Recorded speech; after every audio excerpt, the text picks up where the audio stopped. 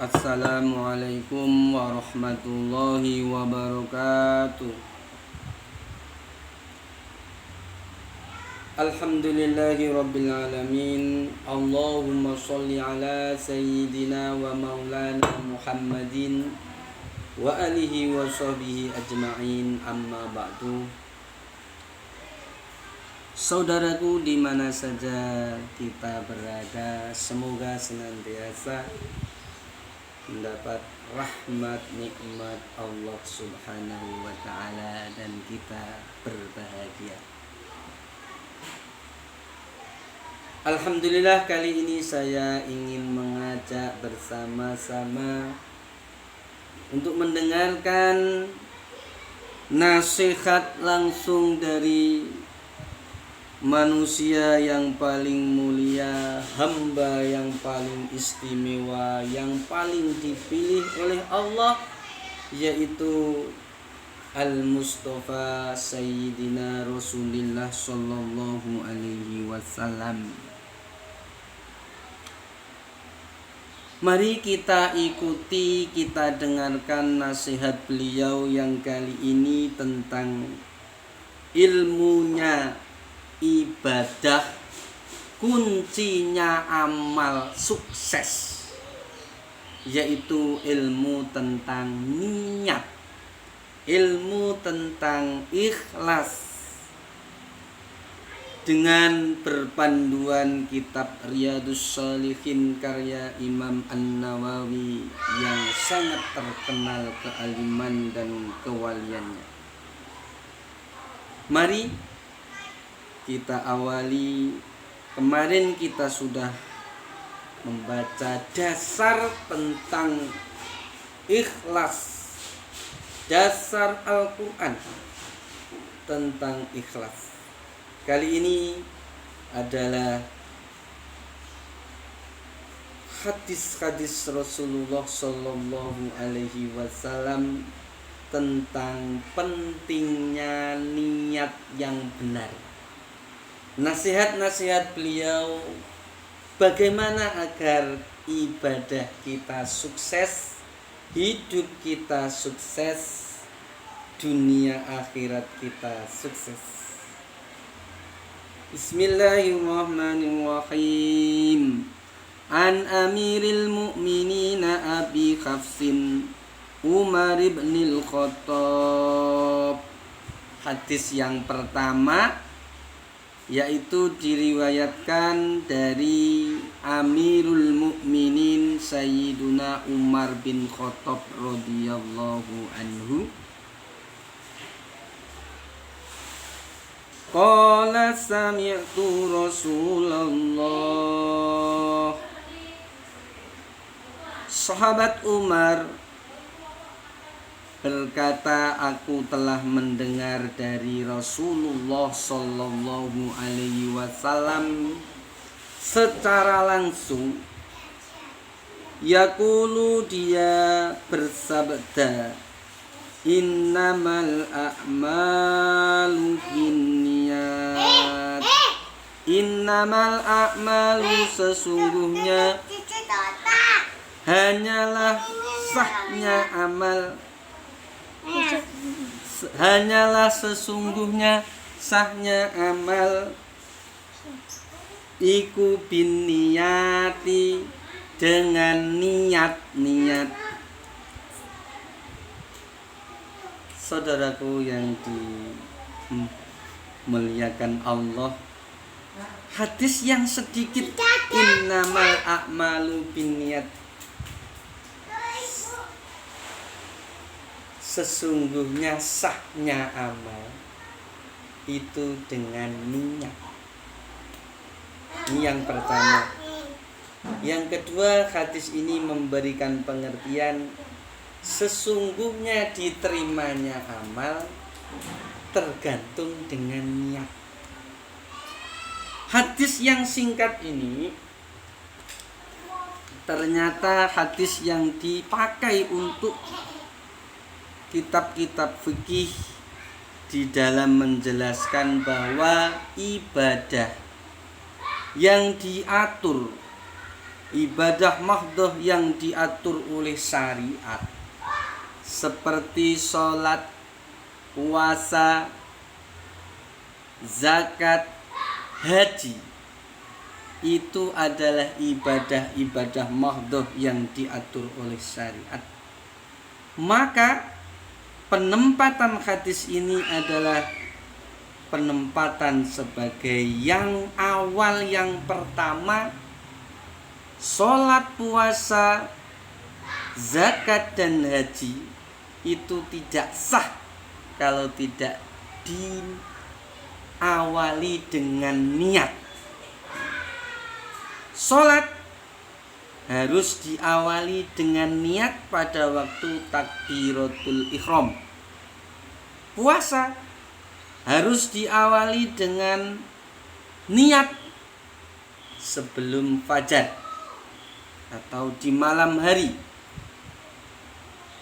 Zakat ini yang wajib, yang diatur, yang wajib, harus diawali dengan niat zakat. Begitu juga haji. Haji harus diawali dengan niat. Sahnya haji harus ada niat ketika ihram. Hadis innamal a'malu binniyat pertama dilarikan dalam arti sahnya amal itu hanya dengan niat yang benar di awalnya. Pengertian yang kedua, innamal a'malu binniyat, adalah mengandung arti sesungguhnya diterimanya amal itu tergantung dengan niatnya, tujuannya, keikhlasannya, karena apa? Ini bukan hanya untuk ibadah yang mahdhah yang diatur oleh syariat, tetapi semua bentuk ibadah, baik yang diatur oleh syariat, sholat, zakat, puasa, haji, dan ibadah yang lain, ini perlu yang namanya kebenaran niat di dalam ibadah itu, yang artinya diterimanya terserah niatnya. Jadi dari hadis ini bahwa ibadah itu ada mahdhah, ada ghairu mahdhah. Ibadah mahdhah ada yang diatur oleh syariat, ada yang tidak. Yang tidak seperti azan, baca Al-Quran, seperti zikir, tidak ada aturan zikir harus niat gini, harus tidak ada. Ya. Hanya kamu berzikirlah, baca Al-Quran, tidak perlu niat di awal, tetapi niat di semua bacaan tadi. Karena apa? Ya, terus niat diterimanya itu tergantung niatnya juga. Saudaraku yang dirahmati Allah, mari kita lanjutkan nasihat Rasulullah Shallallahu Alaihi Wasallam yang masih berkisar tentang pentingnya niat, kuncinya ibadah, pentingnya tujuan dalam ibadah yang benar. Wa innama likulli imri'in, dan sesungguhnya hanyalah iku bagi setiap seseorang manawa utawi apa yang dia niati.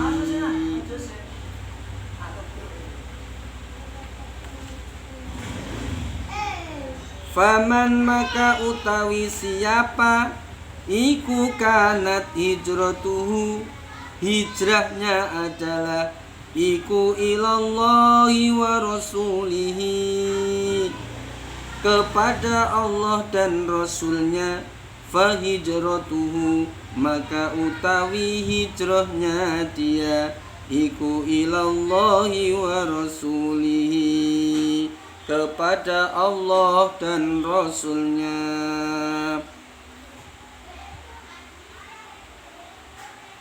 Selanjutnya Rasulullah menjelaskan kepada kita, menuntun kita, memberi nasihat kepada kita bahwa yang didapat dari seseorang, dia ibadah, dia beramal, yang didapat adalah apa yang ada di dalam hatinya, apa yang dia tuju.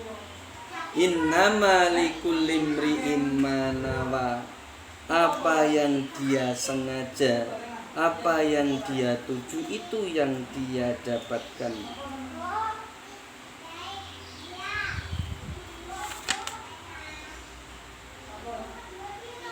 Siapa yang hijrah bersama Rasulullah tapi niatnya memang karena perintah Allah, karena taat Rasulullah, maka dicatat di sisi Allah hijrahnya itu hijrah yang diterima oleh Allah, hijrah yang bernilai pahala yang sangat agung, karena niatnya adalah mengikuti Allah, mengikuti Rasulullah, menegakkan agama.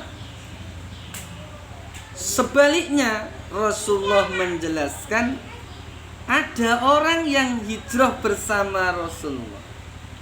Wa man kanat hijratuhu, dan utawi siapa dia hijrahnya iku lidunya, karena tujuan duniawi, yusibuha, maka dia mendapatkan dunia itu saja, di akhirat tiada pahala bahkan dosa.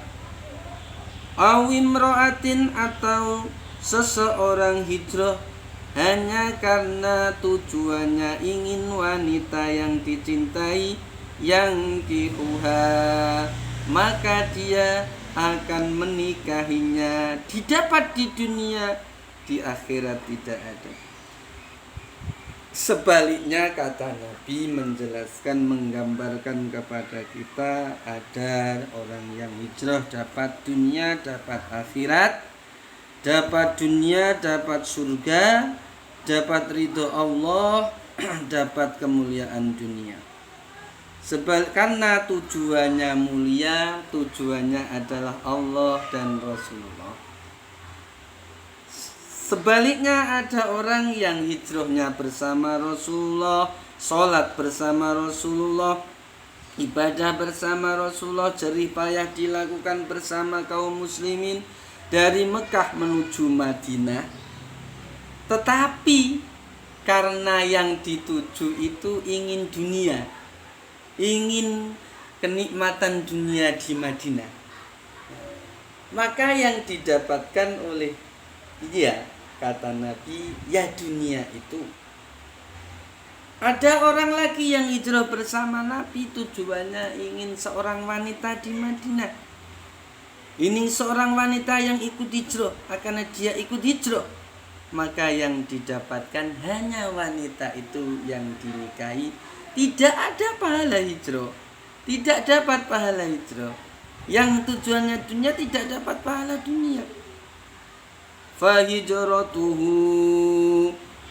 maka utawi hijrahnya dia iku ilama, kepada apa yang, kepada tujuan, kepada niat, hajaro ilaihi, yang dia hijrah untuknya. Sekali lagi, saudaraku yang dirahmati Allah, Rasulullah Shallallahu Alaihi Wasallam menegaskan orang hijrah dapat pahala atau tidak itu terserah tujuan dia hijrah. Orang berjuang dapat pahala di sisi Allah atau tidak adalah terserah apa niatnya. Orang yang berjuang ingin agama, ingin masyarakat menjadi baik, dia istiqomah sampai berhasil, orang ini sangat mulia di sisi Allah dan sisi manusia. Selama di sisi Allah itu selama tujuannya adalah ingin menyebarkan agama. Tapi yang dikhawatirkan oleh Nabi ketika dia ingin agar orang-orang takut, agar masyarakat segan, agar masyarakat sowan, agar menyanjungnya, agar dia dapat hasil, dapat bayaran gaji atau yang lain, maka yang didapatkan ya dunia. Di akhiratnya nanti masih mengkhawatirkan tentang riyaknya,